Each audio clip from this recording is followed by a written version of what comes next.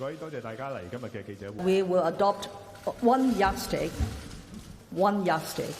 in dealing with all forms of violence. So even if it concerns a police officer, that same yardstick applies. Starting a dialogue doesn't mean that we will condone violence. If violence continues, the only thing that we should do is to stamp out that violence through law enforcement actions. You would just imagine if under the pretext of communication or starting a dialogue, that we are not going to enforce the laws in Hong Kong, that we are going to tolerate all forms of violence and disruptions in Hong Kong. That will be the end of the rule of law in Hong Kong. We should prepare for reconciliation in society by communicating with different people. So I'm saying that, yes, we have to say no to violence. We want to put an end to the chaotic situation in Hong Kong through law enforcement and so on.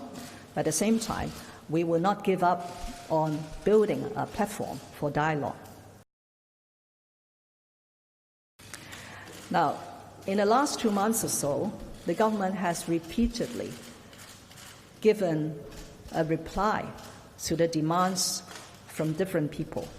So it is not a question of not responding. It is a question of not accepting those demands.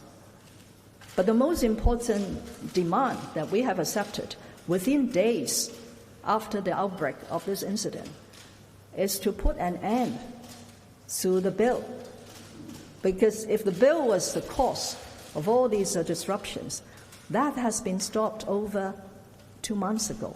So we have to ask ourselves, the continued resort to violence and protests and harassment, what are we going to do? If we continue to tolerate, accommodate, and accept demands because of those protests, that would be a very inappropriate and acceptable response from the government. I think a responsible chief executive at this point in time should continue to hold the fort and do her utmost to restore law and order in Hong Kong. Okay? And I wouldn't say that my government has lost control. Day in, day out, we are not only supporting the law enforcement bodies, we are also acting responsibly to deal with other issues that have arisen. For example, I just mentioned about the possibility of bullying in schools. I mentioned about the destruction to public properties. I mentioned about the downturn in the economy. All these problems require a responsible government to tackle. So I remain committed to serving the people of Hong Kong with humility.